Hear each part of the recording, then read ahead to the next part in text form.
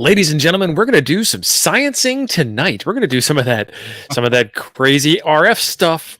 Do some of that RF stuff, man. Welcome, Jim. How you doing? Oh, good Lord. It's been a day. That is not the shirt you were wearing in the green room.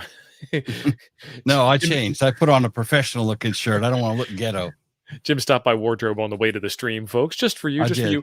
Let me know in the Well, chat if that was my t-shirt, right? So, and the collar hangs down and it looks I know you all are hams, but I don't want to look bacon neck. Right. Yeah. And I ate, and there might be, like chicken or something on it. The shirt was hungry too. Yeah. I don't know.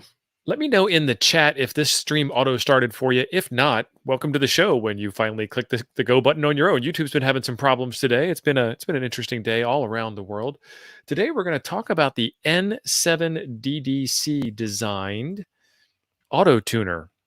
This is an open source tuner, which of course means that China got a hold of it, and you can get yours too for dirt cheap. And Jim has got one, and yeah, it's like $35, which is, considering like the MAT 705 is $230 and the MFJ 939 auto tuner is probably around $200 also. I mean, Trey bills. Yeah. Well, I got a 993. I don't remember. I think it's like 300 for those things. Yeah, they're pretty expensive. And there's a lot of stuff going on inside. There's some high quality relays going on inside. I mean, if you wanted to get like an Elecraft T1, good luck, because those are currently unobtainium as well. But Right. There's a 3D print housing design out here for you. There is the extended board, the mini board. He's got the firmware in there. He's got the Gerber file, so you can call up your favorite PCB house. And then you can go on to your favorite parts supplier like Mouser or DigiKey and grab your very own. And then you've got to program the thing in order to work with 5-watt power if you had a QRP rig, or it works fine out of the box with a 100-watt rig. So, and it will work. It just won't kick into tune with less than like 20-ish watts. Yeah. It's not that it does. It just doesn't do the tune thing. So that's kind of the whole freaking point, right? Yeah. So if you already have an ATU 100, you can modify it probably by buying enough toolchain stuff, because you've got to buy the Picket 3 programmer, and you've got to buy the DuPont wires and stuff.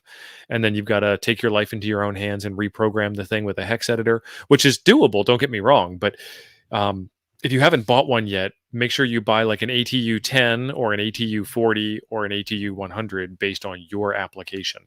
The thing works great. Right. I got one, and then Jim has one that we're going to put together right now.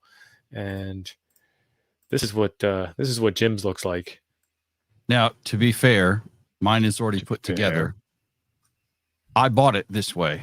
Well, not with all this cool stuff. It came, there's like 2 or 3 options if you buy this, and it's on Amazon, but I got it from Banggood, which I think was probably cheaper. And unless you're, dying to have this thing, I'd wait for the boat from China to get here. Yeah. And I have a couple of insights about this tuner. One of them is from Raphael, PU1OWL, who is in the chat. Hey, Raphael. And Raphael says this thing works great, but he made a couple of very slight modifications to it that made it work much, much betterer. And so he'll probably jump in. His got some wrong parts on his. So if you take yours and turn it over, I can use you as my hand model. Look how small that thing is. Jeez. I don't make enough money to be a professional hand model like Hayden. Right. VK7HH. So I think it's on the other end. Flip it 180 degrees. I'm getting there. Just a darn minute, Admiral. Yeah. So this camera's not going to focus worth a crap. So Jim's got his gas station webcam in action here. This is a Logitech C920E, but I can't get it to ever want to focus very well. I guess it will eventually, maybe. I don't know. It may have a focal length of about 1 meter. It's focusing on the desk behind the board, which is kind of interesting. Yeah. Let's try that. Still not wanting to. Oh, there we go. There we go. Christmas. And now you can't move your hand out. Right. So you see those 2 parts that say 510. There's 2 smaller parts in between. That's what we're trying to draw your attention to. And those are, Raphael, if I say this wrong, you jump in there in the chat and correct me. Those were diodes that we need to change out, or capacitors. I can't remember what he said. Can we get Jim a pair of gloves? Right. Schottky diodes. That's right. So the diodes that are in here, Raphael didn't like for some reason, and I cannot remember what reason that is. I think they threw extra capacitance in the circuit. Is that what you said, Raphael? I did a short on this board the other day, and I have a full video on it coming right after this stream. It'll drop at 8 o'clock tonight. That looks like some pretty horrible soldering. Good thing you didn't do that. I did not do that, but he recommends changing these two out. So, Joe, we keep playing with it because it's entertaining. right. Son, I got like 3 other tuners. I didn't need this. This is entertainment. That's right. Jim likes to roll the dice and buy anything under $40 every single night. Right. And sometimes they actually work, and sometimes they're hot garbage. And so far, I would put this in the not bad category, but not awesome. So, you pays your money, it takes your chances. For $40, it is a fantastic bit of kit. The fact that it's open source makes it that much more awesome. And I might adapt this design in a future project of mine if I ever get around to it. I've got too many get around to it projects on my plate already. But I like the idea. So all those big yellow boxes are relays, which click in and out, and you can hear them when they do. It sounds like an old garden tractor, which is pretty cool. It's actually pretty quiet. You can barely hear these. They're not loud. Yeah. And then you can see on the outside of those, there's little surface mount capacitors right next to each relay. And then in the middle is a whole bunch of toroids. And so that's how you switch in your capacitance and your inductance. And the little microcontroller at the very bottom, right below the last set of double toroids there, reads the value from the antenna and throws in a capacitor and an inductor, and reads the value again and throws in a capacitor and inductor and reads the value again until it finally gets something that it's happy with, is the basic premise of how something like this works. And on the back side, as you can tell, there's a whole bunch more surface mount components back here. One thing I noticed, and I tried to clean this a little bit, but with a paper towel, so I have bits of blue shop towel on it. The board was kind of nasty, and there's still some spots where you can see there's goo all over the board still where they left flux. They didn't wash the board. And I just need to get a brush and get in there with some isopropyl and clean that. But the other thing that I want to mention is, so I got this off of Banggood, and they have a couple, 3 variations of this. I think one of them is a completely disassembled. You get to do all this, wrap your own roids, surface mount soldering, and wrap all them little tiny inductors, which is not my jam. Then there's this model, which was $35, and this comes with the LCD screen or OLED screen rather, and this, and it will work as is. I've already had it hooked up to the 706, and it works well enough. You can also get it with a case already assembled, or get the case as parts. So there's like 3 or 4 options. Did you order that case in that box? That came today. Oh, yes, excellent. Right. Yeah. And I opened the box from Amazon and took off the prophylactics so we could even see what it was. It doesn't mean porn. It just means a protective sheath. Yeah, it was just a big money word. I know. So the case is aluminum for our British and Canadian friends, Australian friends. And then it came with, and this is a lot of little parts, but I thought this kit was worth it because it comes with the bulkhead connectors, the SO239 bulkheads. It comes with several buttons and rocker switches on it, or in it rather.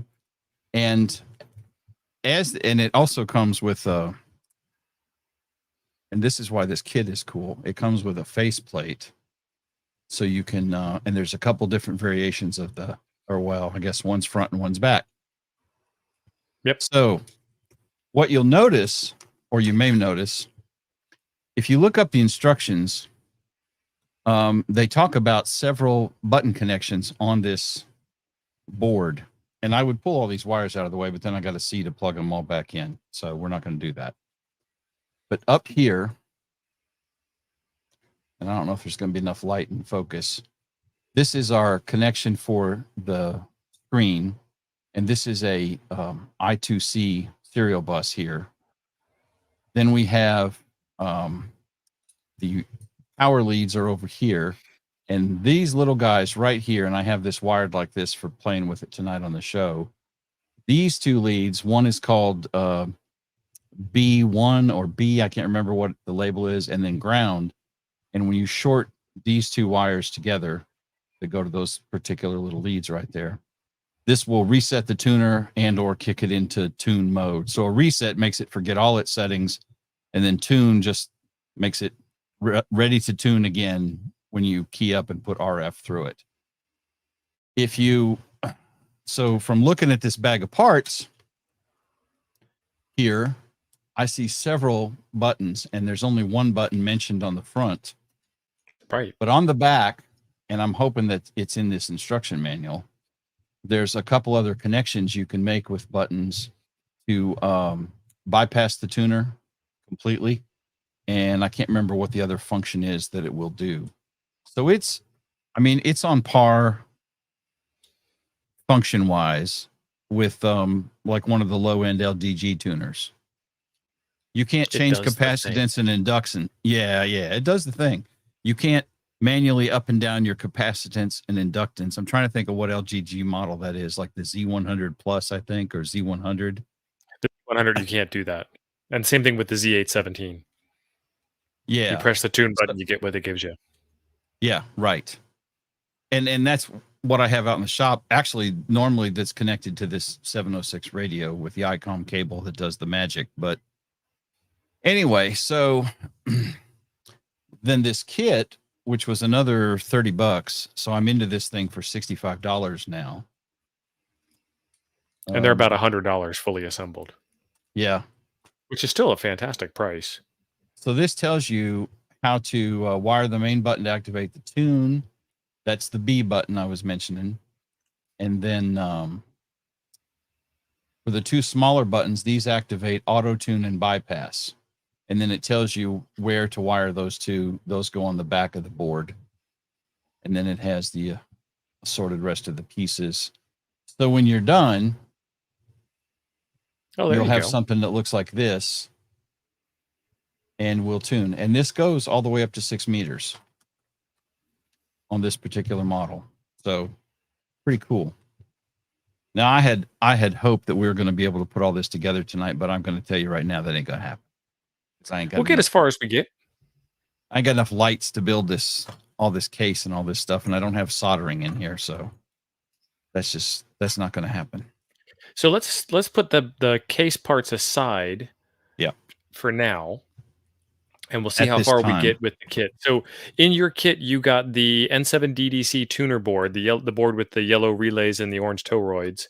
You got the OLED, and you got a bunch of DuPont wires, and that was it, right?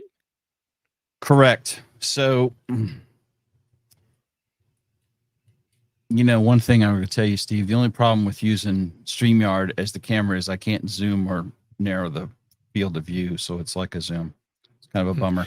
You got to do it physical. You got to take the camera and move it closer to the thing. I know, and it's making me tired. You go like this. I'm going to move the arm. I don't know. There you go. Okay. Now, you guys can't see this, but this is like right straight in the middle in front of the screen. So I have to read comments around everything.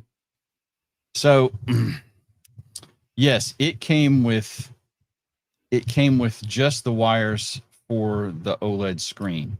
That is the only wires that it came with, and it came with these little short ones. I have plenty of DuPont wires, so I rigged up some extension cables so that I could move this screen around while I was trying to do the video on it yesterday. I also rigged up a power pole connector for the power, and then I have this thing runs off of 12 volts or 9 volts or what? It runs off of 10 to 15 volts. Oh, good. So the kit, this that I got, and this is what I got, this and the OLED screen and 4 little tiny DuPont wires for the screen. Had no instructions with it. And if you Google ATU 100 N7DDC, you'll find 10,000 websites that have this thing and instructions. And I just put it on a bench power supply and started cranking up the voltage. And when it hit 9, it lit up. And then I later found by Googling that they say it's 10 to 15 volts DC. I'm like, great. So I rigged up a power pole wire with some DuPonts on one end and power poles on the other, and golden. Yeah, the one that I have has a battery built in and a USB charger, so it won't run off of the USB cable. It'll only run off of the battery. So I guess the battery's probably 9-ish volts.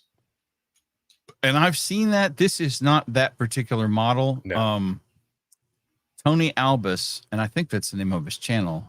Tony is a really sharp electronics guy. I think he's Dutch or German, maybe. I'm not sure. I think Dutch. Anyway, Tony is really sharp, and he has done a video on this particular dingus. And the model he has a battery pack inside with a USB charge. This one does not. I suppose you could rig one up. It wouldn't be super hard. Would be hard at all, no. So if you'd like to find one of these, I put some links in the description for a version off of Amazon and a version off of eBay. Now, what is the price difference on the two? A couple of bucks. I didn't check the shipping included, excluded portion of it, but it's a couple of bucks. Right. It's like 30, 34, 35, 34.99, 35.00, something like that. Yeah, and I think actually then if you can get it off of Amazon, then there you go. I think Banggood was like 35.07 or something like that. Yeah. So it's probably still 3 months worth of shipping, whether you get it on eBay, Banggood, or Amazon. But at least with Amazon, returns are a little bit easier. Yeah, Amazon is like, I don't like the color of the board. Okay, we'll take it back. Easy enough. So Hooks 911 is asking Raphael if he's got his own YouTube channel. Get on the stick, Raphael. Make it happen.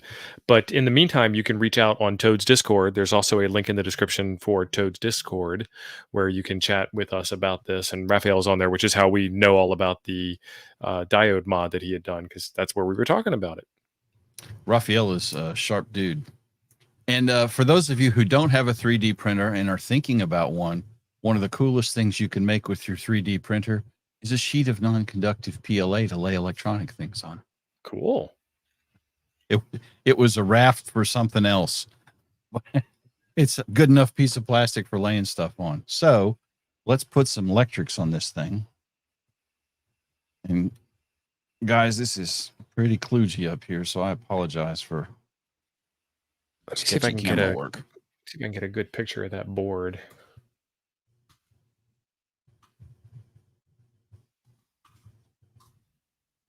And we got nothing. Well, that's just awesome. Is your power supply on? It's on a battery, son. Is your battery on? Yeah. Yeah. Well, what the heck?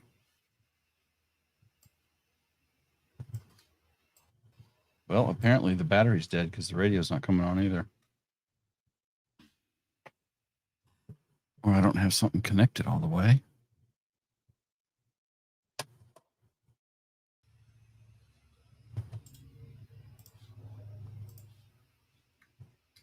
I don't know. Let's do a little debugging here. While Jim's doing the debugging, I'm going to show real quick. If you look at the board across the top, you can see the connection header. So you've got MCLR, VCC, ground, data, clock, the B and the ground button in the middle for the B for button. And what we're working on right now is the positive and the ground connection here to plug in the power poles. Okay, we do have power. The battery's fine. I mean, it does take it a long time to boot up. I always turn it on and I'm like, what's wrong with this thing now? Is the battery dead? And then like 3 seconds later, you finally get some data on the OLED. Yeah, but it's not coming on at all unless I've pulled a jumper loose.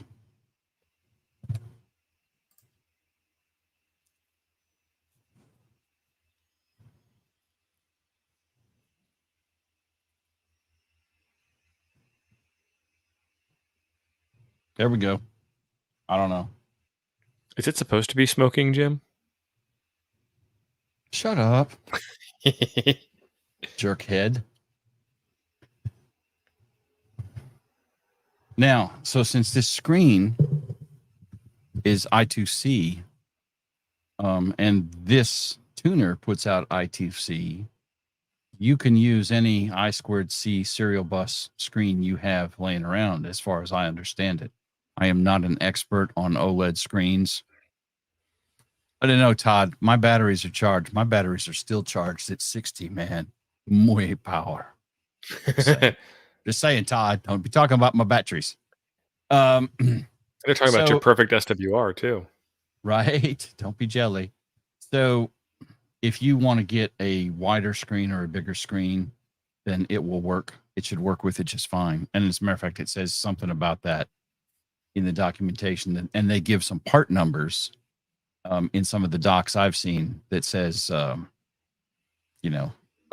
numbers for OLED screens or LCD screens or whatever. So there you go. So that's it. All right. So with that on, and then let me show you this piece. Oh, So we're this gonna is short where some wires. This is where we short the wires, and there may or may not be smokes. And I'm trying to do this so you can see it on the camera and I can short it at the same time. So a quick press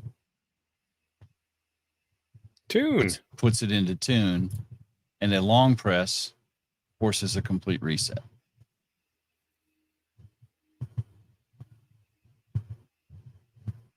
The other thing that I saw in looking at a couple of different videos on this, and there's many on the web, and when you add the other buttons, you can change this. I can't change it because I don't have those buttons wired up. They didn't send me all those, and I didn't have any momentary buttons to work with. That little dot here on the end after the power output indicates that this is in auto tune mode already. Oh, cool. So theoretically, it should kick in the tune as soon as you key up and put power. When it sees RF that's above 1.7 to 1 or something like that. 1.3. 1.3. Okay. Yeah. I think it wants to tune around 20 watts. And anytime the RF pokes above 3.0, or anytime the SWR pokes above 3.0, then it goes into tune mode.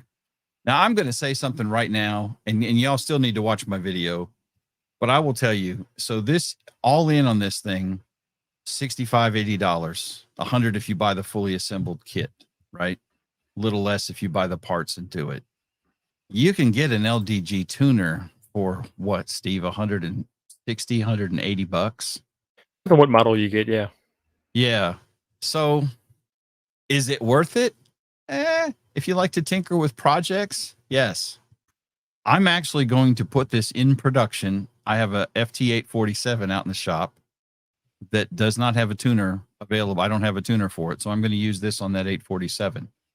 The 847 is going to be on a 9-to-1 random wire, which is what I used to test this whole lash up in my video yesterday. So are there better tuners out there? Absolutely. Are there better tuners for under $100? I don't think so. And yeah, the Z817 is 160. Okay. I'm looking up the Z100.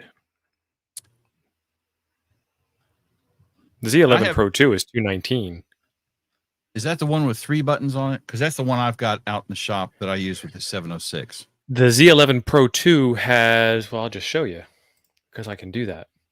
Oh, look at you. Oh, that's the fancy one. I don't have that one. Yeah. But 219 is not a bad deal for a tuner that you can then. So what you'll do is you'll push the tune button, it'll auto tune, and it'll give up somewhere around 1.5 to 1. But you might be able to do a little bit better. So you reach over and you hit the C up and C down, and that changes the capacitance, or the L up and L down, and that changes the inductance. And then some of them are even fancy where you can change which side of the inductor the capacitor is on for like an L network. And you might be able to get a better tune that way. So you can use your tuner to get your radio and your tuner happy at about 1 to 1, even though your antenna is still a little off a little touch. Look up Z100, Steve-O. Yeah, that's what I was searching for.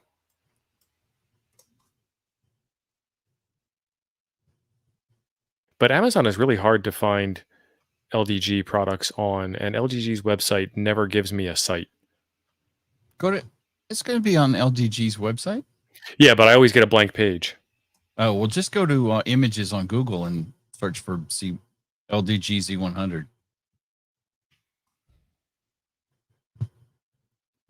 Yeah, so this is the Z100, and I've got one of these, and it works fantastically. It's got a battery pack built into it, and it'll interface directly with the IC705, and I've got a cable for it to interface with Yaesu radios. I just haven't plugged it in yet, but it'll tune based on RF being Right. applied to it. It'll, oh wait, your SWR's off. Let me fix that for you. It's very, very. Now that is, so I have a model up, I guess. The other one I have is, I think, a Z100 Plus 2, and it has 3 buttons on it, I think. Maybe it's on Gigaparts, Steve.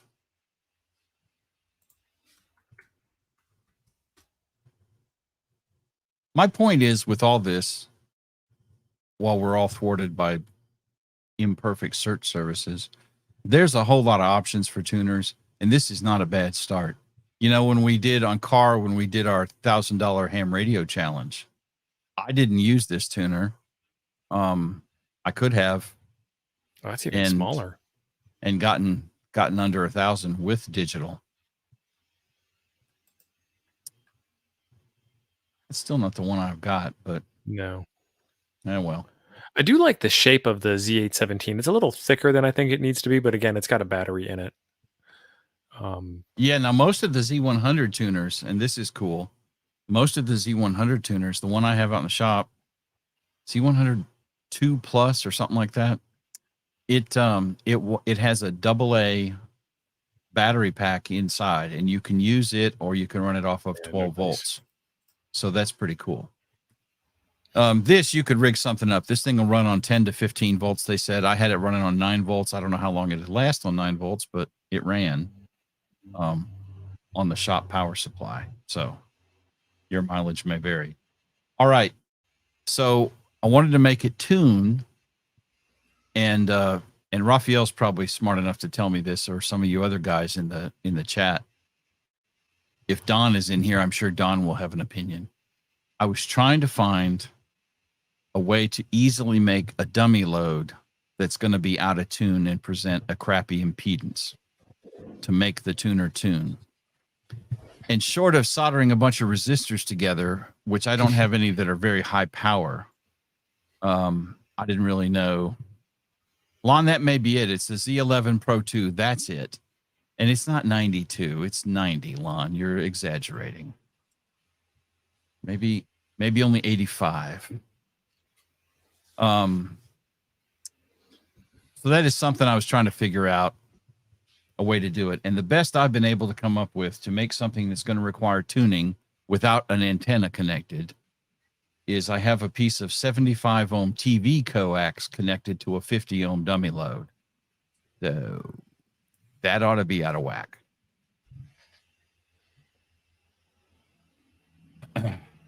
So we'll find out here real soon. Yep. Let me wire some wires. Right. Raphael thinks that will work. Excellent. Yeah, Hollywood. Hey, buddy. I thought about that, but I don't have any high wattage resistors. All I have is half watt, maybe some 3/4 watts. And I didn't want to smoke it live on the internet.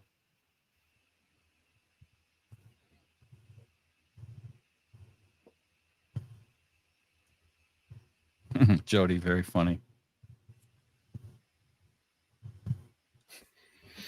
Jody showing his age.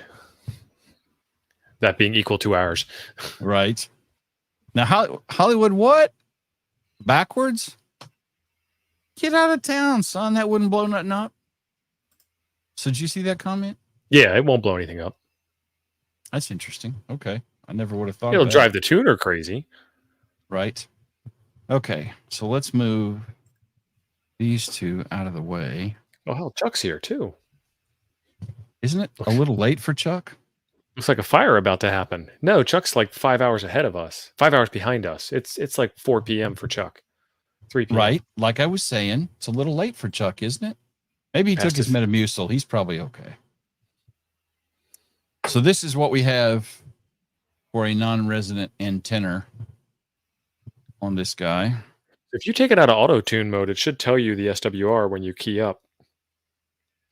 Yeah, I can't take it out of auto tune because I don't have those two pads on the back soldered in.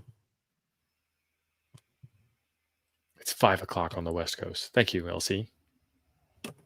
I was just making it up. You don't math on stream, you just guess. All right.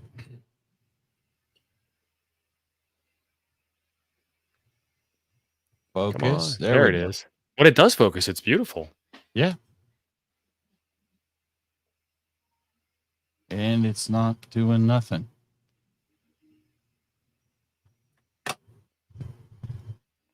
Everything is hooked up. We got electric.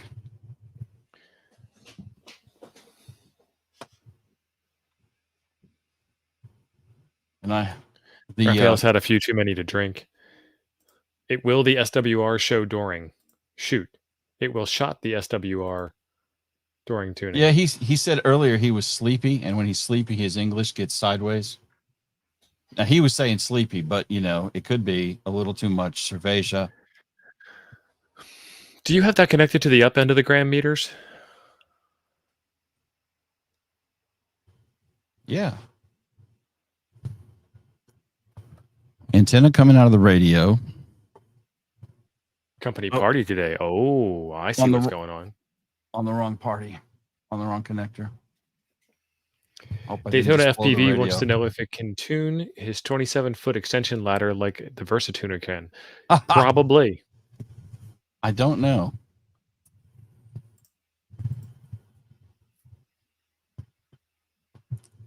There's your problem. Hopefully I haven't smoked the dang radio. Finals might now be blown. Be about my luck. All right, let's try this again. Focus. And then you went blurry, Jim.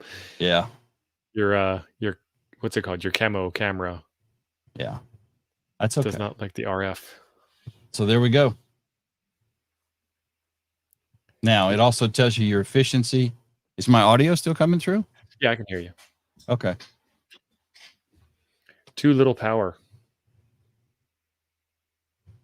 You were only giving it like 5 watts.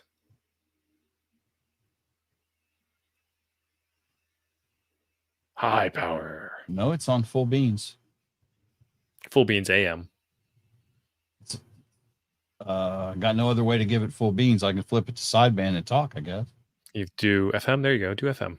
Do FM. I could do RIDI. Yeah, or CW. I don't have a key in here. Oh. There we go. 18 watts and then back down to 4. So it's folding back. I don't see it tuning though. There we go. 3.18 SWR. And it tossed in some capacitance and some inductance. Yep.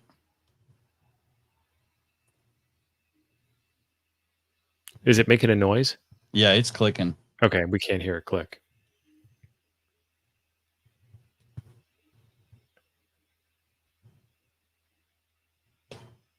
All right, let's change bands. I have to look at the screen to see the top of the radio.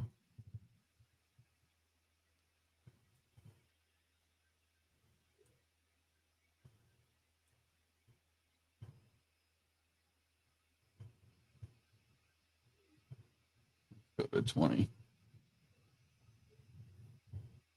I guess we'll try the Hollywood thing and wire it backwards. There we go.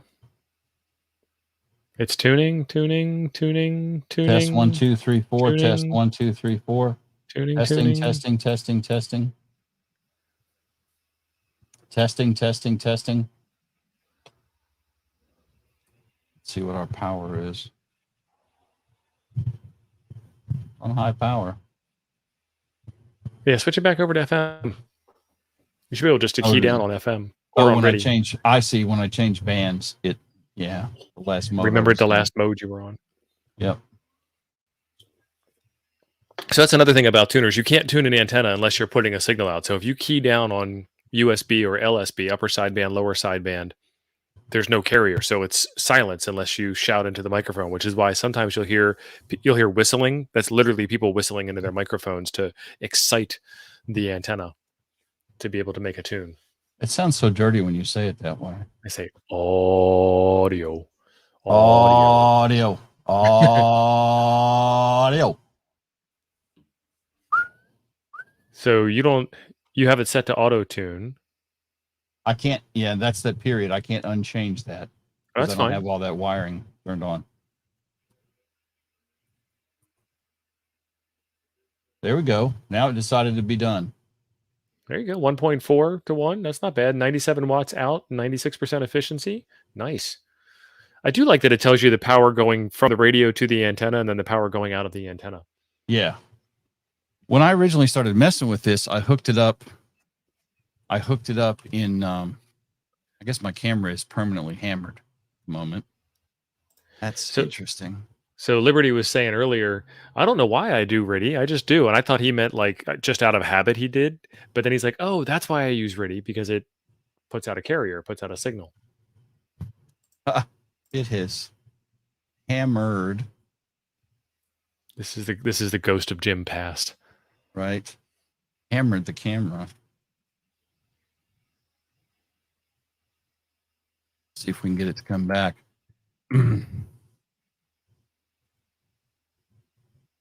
They're saying that you look better that way. Well, specifically, it's Chuck saying that you look better that way. Chuck's still mad because his Metamucil ran out.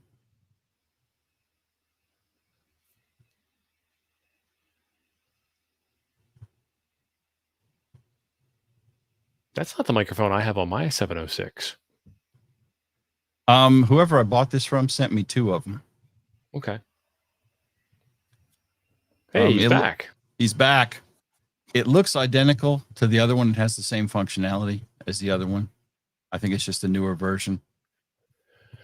That looks like the 7100 mic that I have. Yeah, it looks a lot like it. Yeah. What I love about that is there's only one single little tiny hole on the front for you to speak into. What was the mod? Doesn't Bob Nagy do microphone mods for 7300s or something like that? I was thinking. I don't think it's for the 7300, but for the Yaesu mic, it's fairly common practice to open them up and change a capacitor inside to get more punch in your audio and then drill the hole out bigger. You can see that little tiny hole if you look at it. That whole big microphone has one little hole for you to speak into. Yeah. There's no way you go. Oh, there you go. It's easier to see on the camera. There is the hole Steve is talking about right there. So get out your drill and drill that hole bigger if you want more audio. Well, hell, I'd probably take it apart before I drilled it, but yeah. So that's the basic tuner. How well it's going to work long term, I don't know. It seems like it does the thing. So, for $60, I'm not pissed off. I've wasted more money on worse junk. So, and having that thing with a power supply like that is nice, because if you made yourself a go bag, and so there's a couple of things that are going well for this. Right. If you made a go bag, you could plug this directly into your battery, and it would turn on when you hit the master on switch. Right. And then with it set in RF sensing mode, it will always fix your antenna mismatch automatically without even looking at it. And then you can remote mount that screen and bury the antenna tuner matrix down inside the mess. Over to you, Jim. Thanks, Dave. Steve. Pick a name. So I don't know what else we want to do with it. There's not that much to it. Well, you can open up that bag of parts that you got, and we can look through the different buttons and stuff. And peruse that. I'm going to leave this turned on in case we want to monkey with it some more. But I'm going to keep it on its plastic sheet.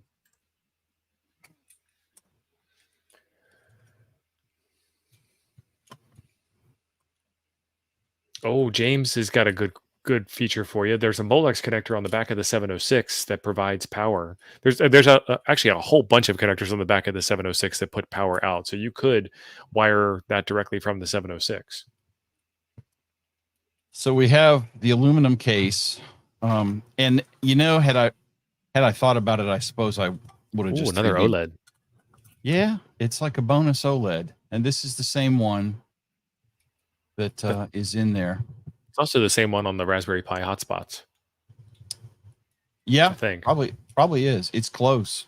it's the same language for sure. Yeah. The case is decent. This is all aluminum, and it's one of those kind of cases that should fit. I don't know if you can see that on the camera. The rails are there, so the board should slide right in and mount on the rails. So you don't have to use a standoff in the case, and there's no holes for one if you did. Let me move this camera back up. Other Andy has a suggestion for what we can do with the rest of the show. We can try and blow it up, or we can try some chemical based. Other Andy, you need to slow your roll there, cowboy. Just saying. Just say. Other Andy's sending me a project. He is sending it's like a ginormous DigiRig case. Yeah, he's sending me a dingus to do some testing with. Andy, what is that? What is that thing you're sending me?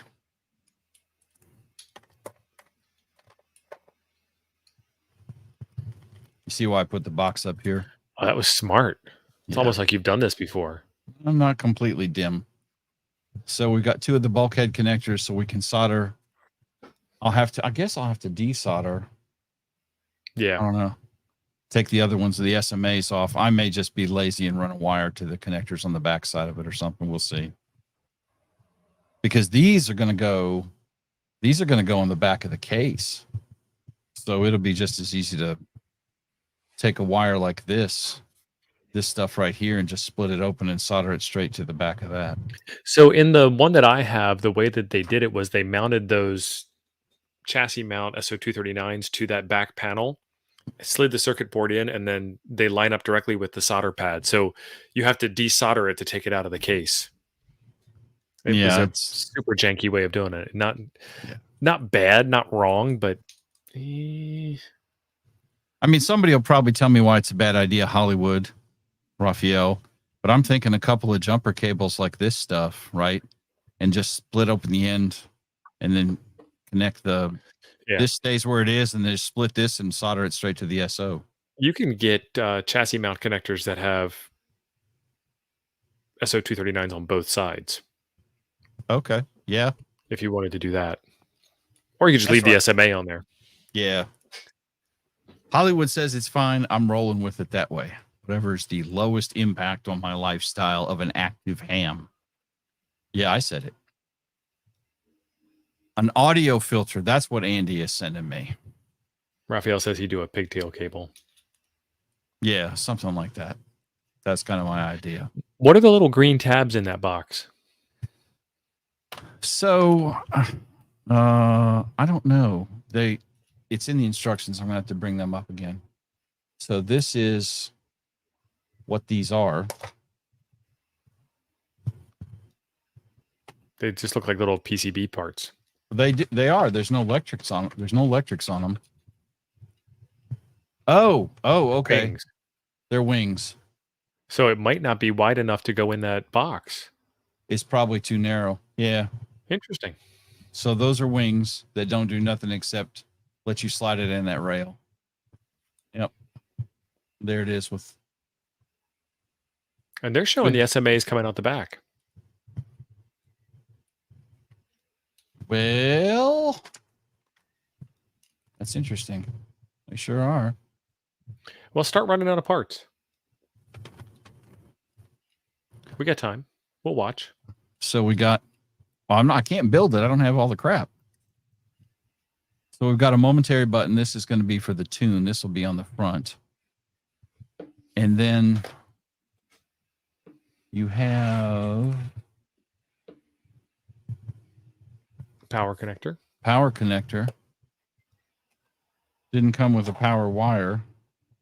What the hell is that? Ground lug. I guess. Yeah. It's the thumb screw, the thumb nut for the ground lug. Yeah. So the only other interesting things in here, Right, Cape Cod? besides washers and screws and whatnot, Washers. that's what I said, washers. You got the bypass button and the auto tune on off buttons.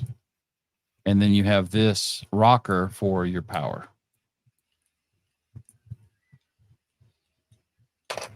So you could have this in your go bag and have it off so it wouldn't be sitting there sucking your battery all the time too.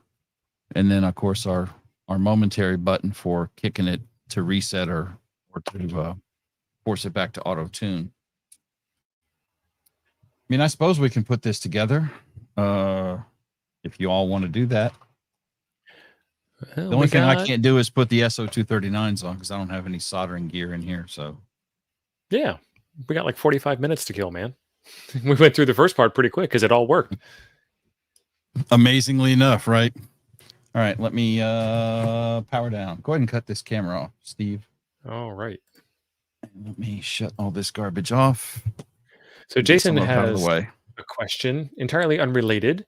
Is there a good reference for the Yaesu cat commands? Got sick of hamlib Python bindings and I'm trying to bit bash control of an 897 with Pi serial. The 897. So let me tell you about the 897. The 897 does not have a full implementation of cat commands compared to like the 891. I had an 897 and it made me have sadness and caused my spine to curve. I was using Ham Radio Deluxe on a Windows tablet to drive the radio so I didn't have to futz with the menus on the thing, right? That way I can change frequency and power levels and all that without having to go through 900 freaking menu buttons. Insert other colorful expletives here, but this is a PG show. So most of the time. So right. So I was going to use Ham Radio Deluxe, which I've paid for. I have the paid for version, right? The 897 has rudimentary. See you later, Raphael. Thanks for stopping by. Raphael, appreciate it, brother. I will let you know when I get that change and how it fixes it. I appreciate the info. And y'all, if Raphael doesn't have a channel, you need to ping him to make one because he's a smart dude. Right, Ape. Pushing all them buttons makes me tired. So Ham Radio Deluxe, and this, I don't want this to be an ad for Ham Radio Deluxe, but it controls a ton of radios and it does a great job. It drives my 7300 that I used to have. It drives my 7610 and 991A and 891. I mean, it drives a whole ton of radios and probably 50 more, literally. And man, it could barely do anything with the 897 except change frequencies. And that was it. Wouldn't change the volume, wouldn't change nothing. So you got kind of a problem there with that particular radio. And I did some research on it, and the 897, yeah, it has very few codes. So it's a pain in the ass is what I'm telling you. All right, so that was... This is the official battery of FEP Labs. Miati, 20 amp hour, nice. The My Lady, and it even comes with an invisible handle that doesn't show up well on camera. So Jason, I'm pasting a link in the chat for you. And it is the cat reference for the 857. It will do cat. It's just got a very limited set of cat, which was one of the problems. And then I think what ham radio people were saying, the deluxe people were saying it. Yes, Liberty, it does. It was implemented strangely. That's actually where I got the document from. Is the IC706 driven by WSJTX? Yes, if you have the right cat cable. I've got a video on my channel on how to get the 706 onto FT8 mode. And I use the signal link and I use the cat cable. The cat cable on the 706 is weird. It's a USB to serial adapter on one end and it's a TRS jack on the other. Yeah. The DigiRig will also work with it. I have a DigiRig for my 706. I haven't gotten around to messing with it because just wasn't on the top of the priority list. And then Jamscan had a question. I always wondered about the coax shield. Most bulkhead connectors connect straight to the chassis, but then the shield goes to the other half of the antenna. So how does that not mess things up? It doesn't mess things up because that's technically how every radio is connected. If you want to check real quick on the backside of a radio, how its power connector is wired up, you can reference the ground lug, and the ground lug should connect to the shield on the SO239 connection or the BNC connector, and it should also connect to the negative lead on the power supply. So all those negative things, all those grounds are all connected on the backside of the radio.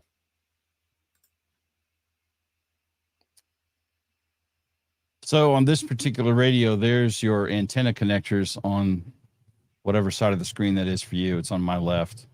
Yeah. And then you have somewhere on there is a ground screw. I guess they're by the antenna connectors. But yeah, Steve's right. They're all oh, there it is. There's the ground lug on this guy right down here. You can't see him because it's a little dark on that camera angle, but yeah, all that stuff is tied together. Now that's not earth ground. That's That RF is ground. Chassis and RF ground. And the purpose of grounding your shack, and I'm not a grounding expert. Yeah, I don't think anybody is. I sleep at a Holiday Inn, and if you ask 5 hams their opinion, you will get 17 different answers. So the only time that this is grounded, earth ground, which in my opinion would be better protection against power surges and lightning kind of things, is if you tie that screw to a ground wire that is ultimately tied to an earth ground. So like a lightning rod, a ground rod outside in the soil.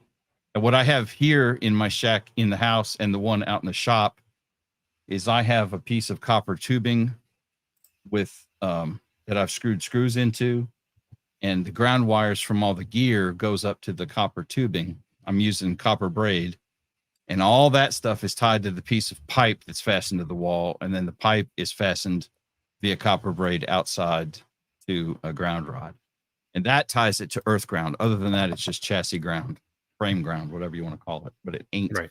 earth ground.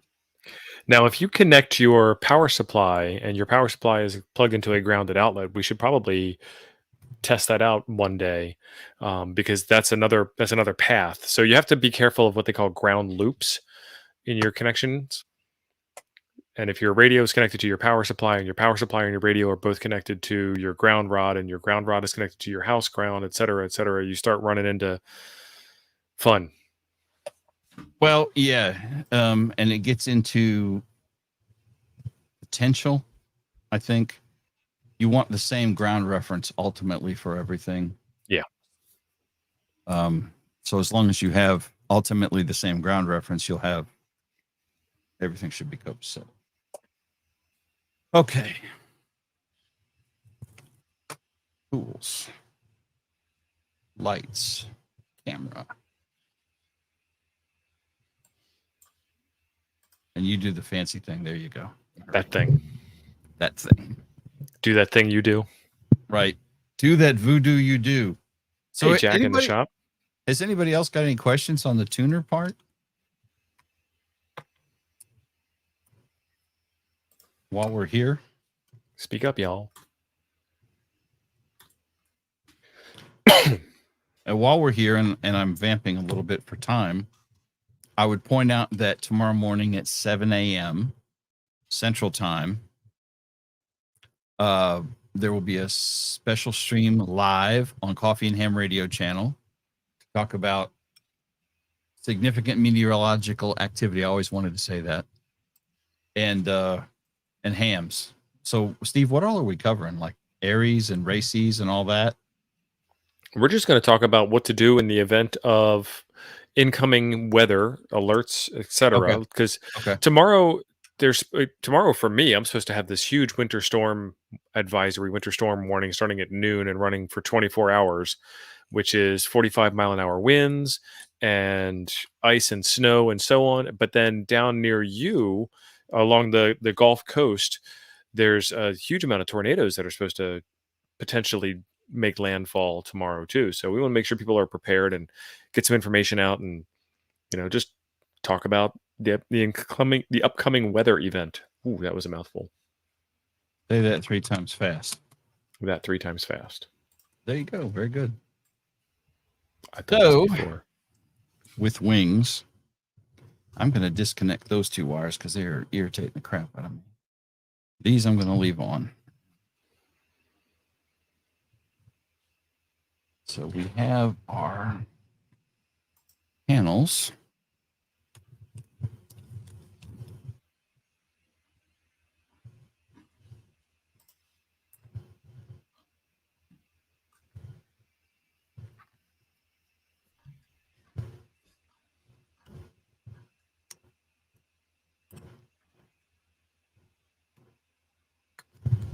Ooh, that's tight.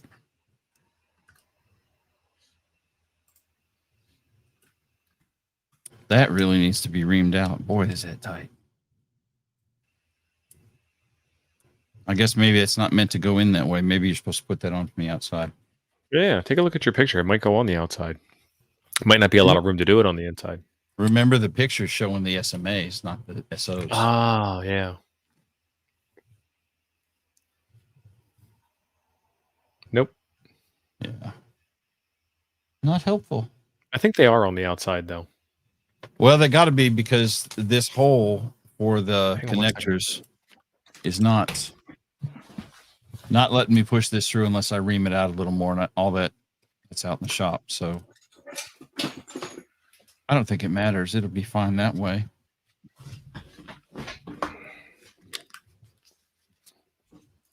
Yeah, see, they're on the outside, Jim. Okay. That makes sense.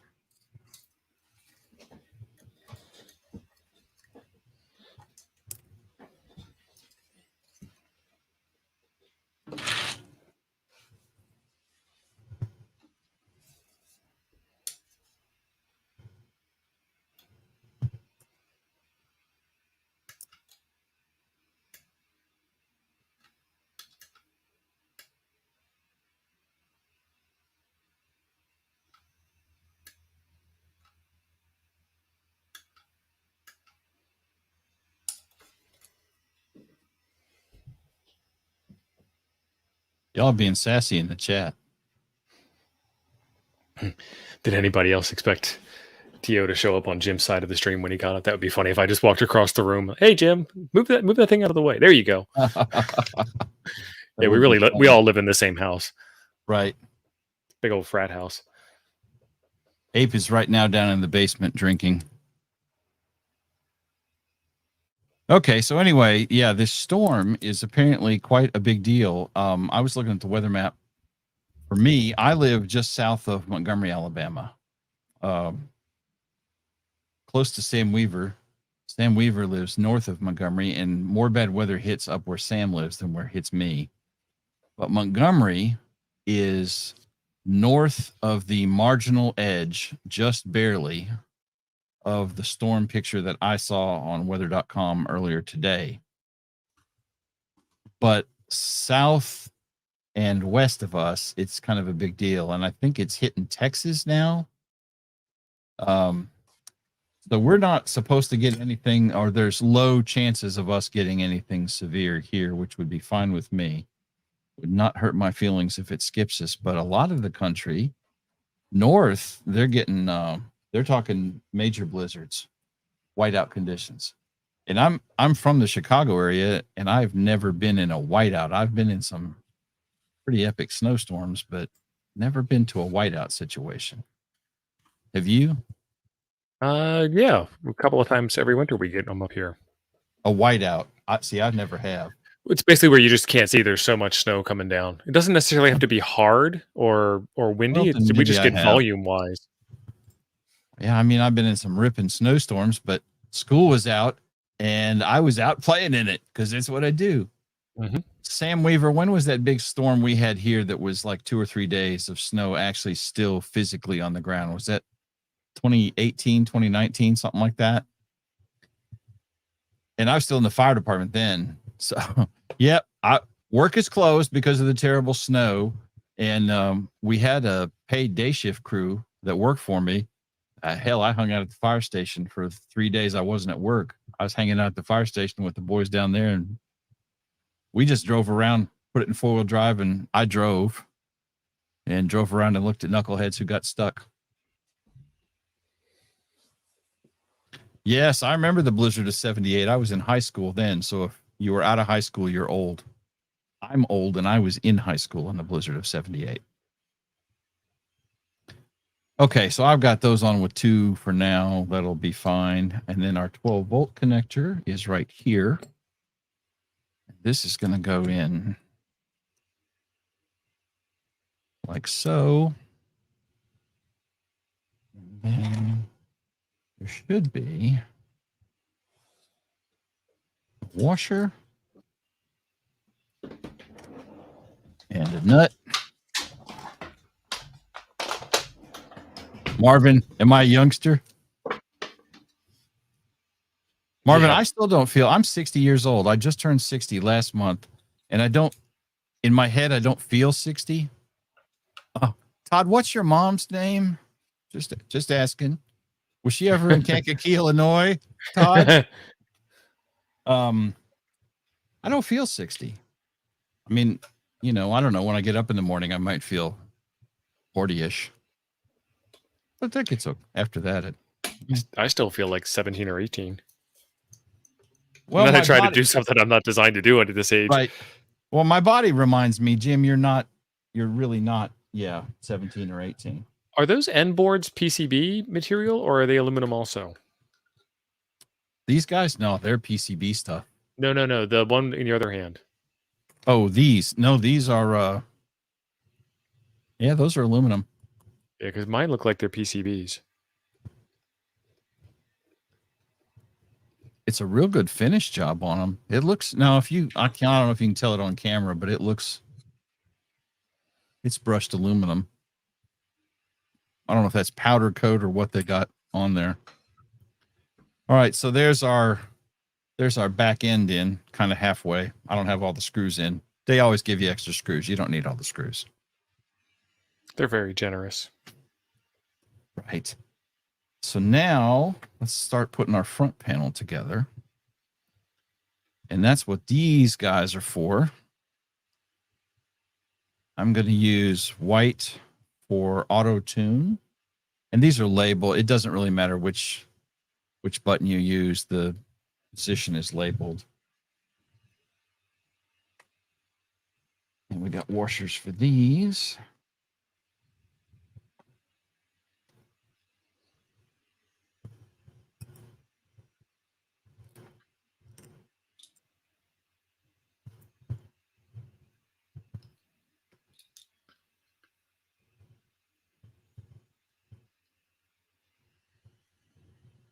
Yeah, I don't have those extra buttons on mine.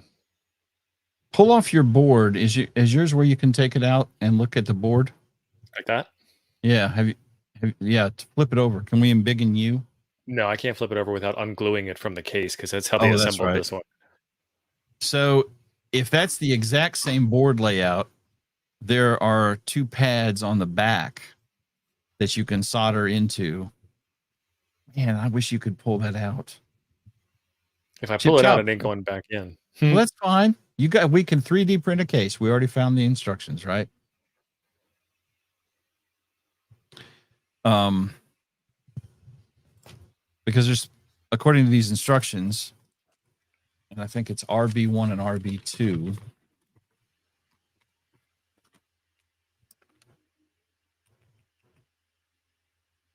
Okay.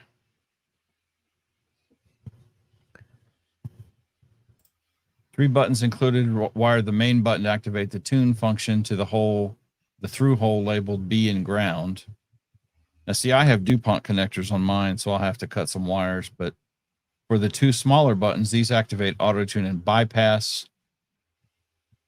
Wire the auto tune button through hole B1 on the reverse side and bypass to B2. And according to this, That's where B1 and B2 are. Yeah, because mine doesn't do. I don't. What did you have to do to get yours into auto tune? You said it was short press to tune, long press to reset. So on this one, on this guy here, there is right there in the center. Do you see it above the chip? Yep, Next the to B the in the taps? ground. Yeah. Yep. So that's the primary one, and the short press on that is tune, and the long press on that is reset. Right, but then you've got yours in auto tune mode with that little dot next to the power indicator. It came in auto tune mode. I didn't set it that way. When I turned it on the first time, it was in auto tune. Yeah, I can't get mine to do. So they want you to hook up B1 and B2. I assume you're taking those to ground.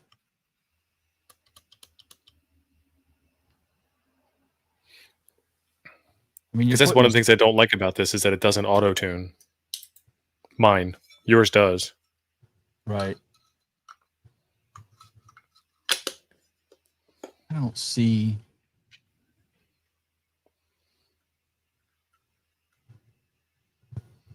It's got to be on this end.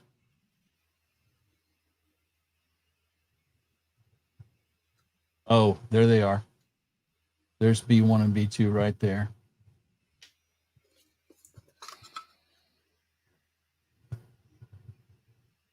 I have a ground connection. Well, and that's the other thing. Yeah. So they're showing.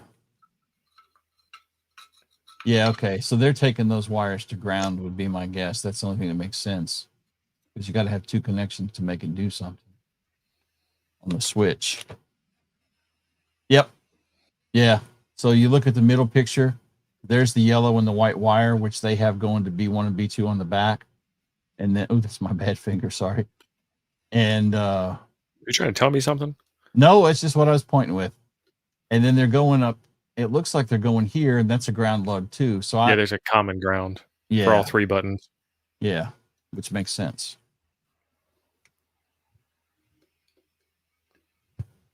Trent is saying that the EEPROM fails in time, even if it's not powered, and the OLED display fails randomly.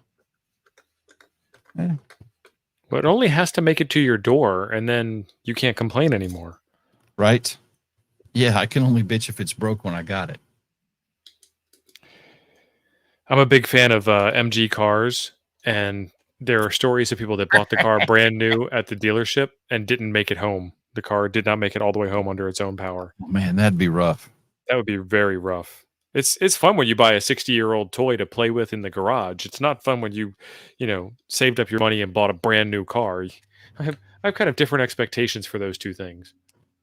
I remember my girlfriend and I walking around downtown Kankakee to the MG dealer and ogling the MG cars in the showroom, going, someday, baby, someday. We were like 16.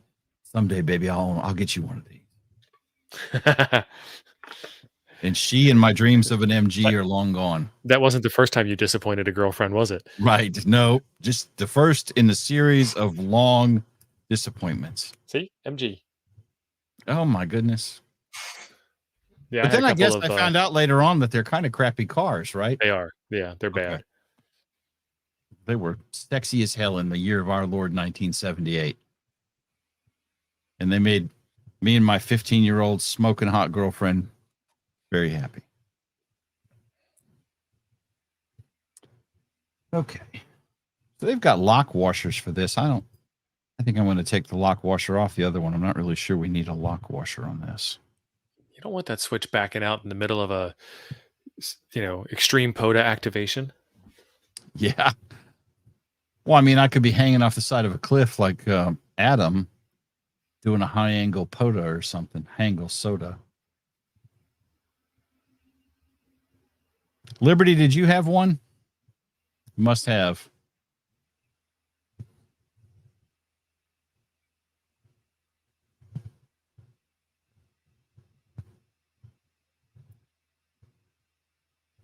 Yep, dual 6 volts under the rear seats and positive earth.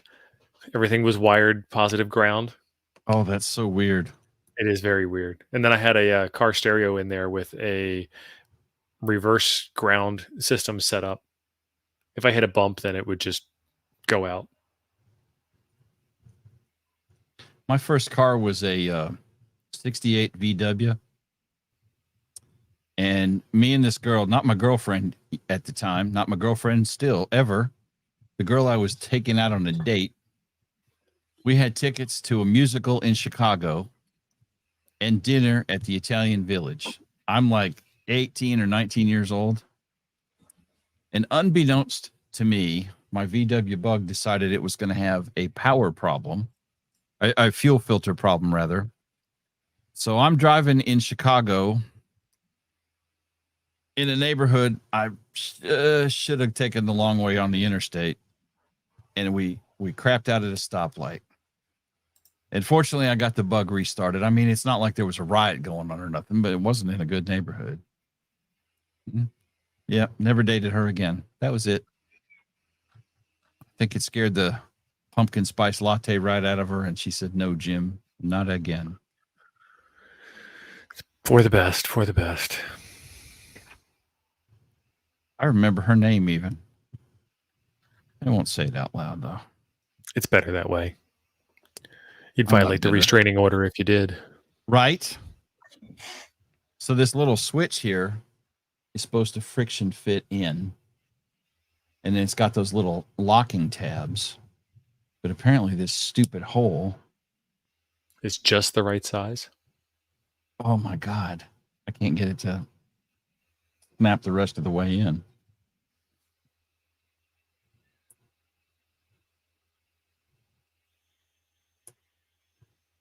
And it only snaps in on one side. Surely this thing's not tapered, is it? It doesn't make any sense. It's just a rectangle.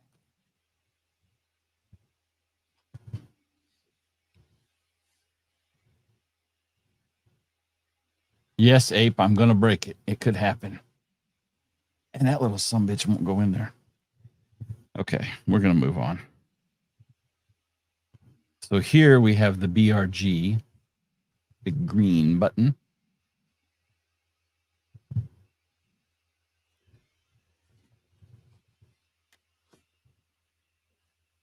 A record player option for your car. Nice.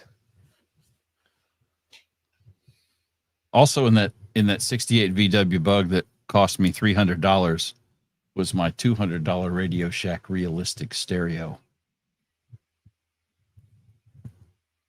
So I could jam out to Skinnerd and Foghat, Rush, Queen, Aerosmith, Zeppelin, Floyd.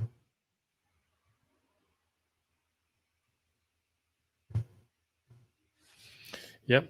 Hollywood's right. That's how Motorola got its name. How did Motorola get its name? I missed that. Victrola in the motor car became the Motorola. Okay. Yes. Guess what? He just added me in the chat. Oh, what? There it is. There it is. There's the second half of it. It depends on what laptop I'm on. I typically use XFCE variations of Ubuntu because it's very lightweight and kind of out of your face. But I've been playing with Mint on this Dell laptop sitting behind me here, and it runs pretty good. And I've run Linux on just about every machine I've owned at this point. So I run Ubuntu mostly because whenever you go to the internet to look something up, there's an answer for Ubuntu right away. One thing, well, I think Ape uses Mint, doesn't he? I think it was him. Somebody told me Mint just was did cool. Mint the other day, and then he got rid of it. The problem I have found with Mint, because I have a machine I built with Mint on it to play with, Mint doesn't have a lot of third-party drivers available. So they very specifically do not. Yeah. On purpose. So if you have, I got it. I had to slide a screwdriver in there to get the little booger to stay. Yeah. And Trent is saying, I'd love to see you compare the ATU 100 with the ATU 10. They're actually the same thing. There's just a little tiny modification to the ATU 10 to make it kick in with lower power. Right. So if you saw them in the wild and it didn't say ATU 10 on it, you couldn't tell it wasn't an ATU 100.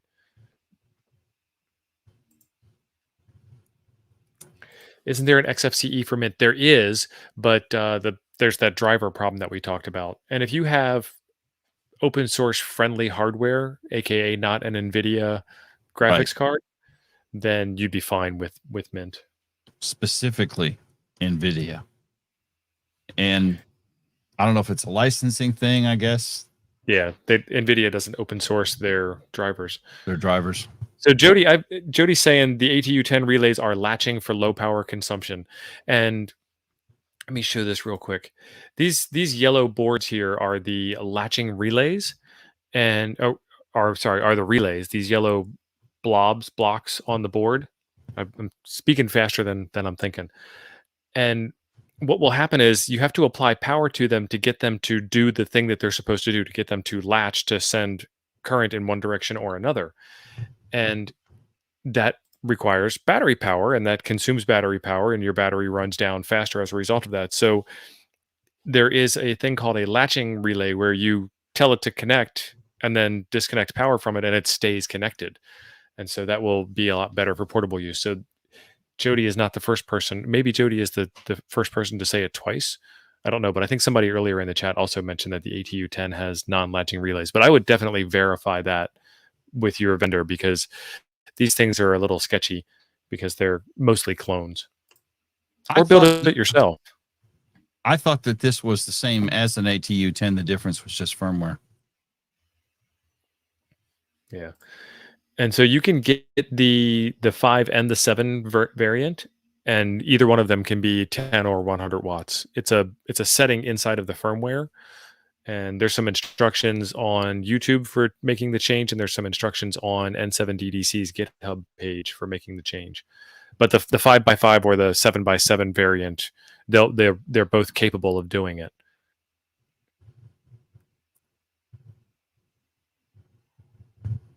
Uh-oh.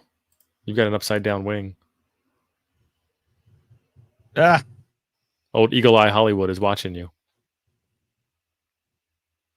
To be fair, I am talking while I'm doing this, so yeah. I loved Fedora Linux back in the day. Back in like the early 2000s, it was the cutting edge thing. I've tried it recently, and I don't know, it wasn't exciting. I used Red Hat for a long time, mm-hmm. and then Mandrake, I think after Red Hat. Yep. Or was it before Red Hat? I think it was after Red Hat. There are so many Linux distributions out there. It's crazy. Another one, if you want to geek out with network stuff and InfoSec related stuff, is Kali Linux. Yep. Kali comes with every kind of tool for InfoSec testing or hacking that you could ever want. It works well for Wi-Fi. When I moved to Cincinnati, I got there on a Friday night, got in my apartment and realized I don't have internet. But I had a laptop with Kali Linux, so I might theoretically could have borrowed my neighbor's Wi-Fi over the weekend, so I had internet. Now, my favorite Linux distribution is Hannah Montana Linux. What? Does that calm your achy breaky heart or what? Yes. Why is it Hannah Montana Linux? I feel like there must be a joke there. No, it's a thing. It's got Hannah Montana wallpapers and Hannah Montana sounds and. Oh hell! I thought you were kidding. No, it's a legitimate thing. I'm kidding that it's my favorite, but it's a legitimate thing. Helps if you got the right nut on here. That seems almost as janky as the hot glue method that they used to build my tuner. It's a pain in the butt. I mean, once it's in, I'll 3D printed case might be better for you. Yeah, I'm kind of thinking that. I don't know. We'll see. I did a lot of BSD stuff in the early 2000s. That's B as in Baker, not L as in lunatic. My first Linux distro, well, actually, my first Linux distro was Slack on diskettes, Slackware on diskettes. 1994, man. In 94, yeah. It took me 8 days to get everything together. 2400 baud modem. And then another 8 days to install it on my, 386 SX20 PC at work that I had spare and run it. My first Unix though was System 5, the brick, running on a, geez, I can't remember the hardware. It was a diskette copier the Air Force bought, and they said, "You know about this computer stuff? You're in charge of this." And that they sent me to a class the company put on how to run the diskette copying function. But it ran straight up System 5. I've been screwing with Unix since 1986, I guess, when I was in the Air Force. It was really funny. I remember I had a fully optioned out DOS machine with all kinds of TSRs and utilities and command interpreter replacement for DOS, if you remember things like that. And then I installed. Is that CED? I don't know. Yeah. Well, it was a dingus that it gave you up arrow and you could edit your commands. Oh yeah, 4DOS had that built in, but it also had color directory listings and stuff like that. And the second I fired up Slackware, I'm like, "You mean Linux has done this all along?" Right. Do we have any OS2 experience in the house? Yeah, I did a little bit of OS2 stuff. I worked for a company I worked for T. Rowe Price. I can say that out loud. And T. Rowe Price had an statute of limitations expired on that embezzling charge. Yeah. Okay. They had an optical jukebox that was controlled by an OS2 machine. So the entire company, anytime you called in for customer service and wanted some help, they would fire up this software that my team wrote, and it would go retrieve the appropriate platter. And they were double-sided platters, but single head drives. So if you wanted to get the data off the other side, the robotic arm would pull it out, flip it over, and put it back in for you. And it had two different single-sided drive mechanism, so it would actually pull it out of the top and flip it over as it moved it down to put it into the bottom drive. The OS2 machine would crash all day long. Look at that. Nice. It fits. With wings. That reminds me of a commercial. Anyway. That sounds like a story I was just telling, Van Flick. Maybe it was the same bank. Yeah, OS2, I went through, man, back in the 90s, I had like 97 operating systems I screwed with. Mm-hmm. OS2. You were OS curious. I was. I still am. OS2, OS2 Warp. Anything's better than Windows.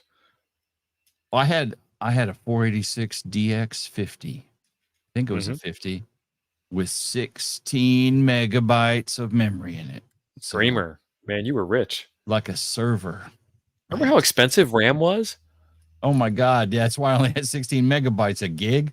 I only have 2 kidneys, you know? Yeah. And now I have a box of RAM that I can't give away. Son, I got 3 boxes of RAM in a filing cabinet out in my shop. If any of you boys need old ass RAM, I am the king of old ass RAM. It's not organized. It's just in a box. Yeah, that's how cheap RAM is. It's like not even worth putting on eBay. Right. Okay, so now the last thing I want to hook up, I'm going to pull these off for now, is we're going to put our screen on. I don't know. I guess we just do it like that. Okay. It's upside down. I don't know. I have no idea. You'll find out when you turn it on. Damn it. I hate you, McGrain, because I was almost sure I had this right. There's no way to tell until you turn it on. Yeah, I know. And I've disconnected all the power and everything. Well, you know, I got a 50-50 shot here. The pins are on the top of the screen, Trent is saying. I'm going to go with that, Trent. Thank you. I'm going to need your call sign and address, because if you're wrong, you're getting this thing in the mail. I'm going to mail it to you and make you put it together. So now what screws do they want for this? Those ones on the left. I'm going to smack you. I'm just being helpful.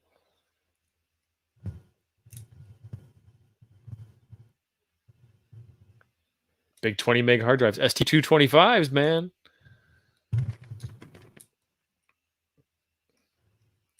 Jody rewound the video. The pins are at the top. Thank you. Okay. So All right, we got 2 minutes to finish this up, Jim. Hurry up. well, son, that isn't going to happen.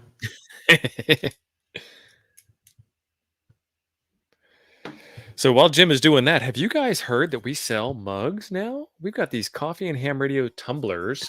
They are 30-ounce tumblers, and these are the cheapest you'll ever find these tumblers. How much are they, Jim? $25 plus 25. shipping. There's somebody, and I'm not saying anything bad, but there's somebody that's selling tumblers on, oh, hello. Somebody that's selling tumblers. Look at that. That's beautiful. Somebody That's that's good selling ham tumblers on Amazon with all kinds of ham-friendly logos on them, and they're $35. So that might be because of Amazon charging for the FBA fulfilled by Amazon nonsense that they do. And there's some Well, now- really neat ones out there, but we're $10 cheaper. And Our shipping is not free. We love you guys, but the post office don't love us. They don't love us back. So we do have to charge shipping. And you can find those on coffeeandhamradios.com. Right. We also have available on coffeeandhamradios.com the Mercury antenna, which is a linked dipole handcrafted By you. designed by a primate and handcrafted by a Chuck. I can't get that. Oh, it's these little black ones. So, folks, thank you very much for stopping by and spending some time with us as we build the N7DDC ATU 100 kit.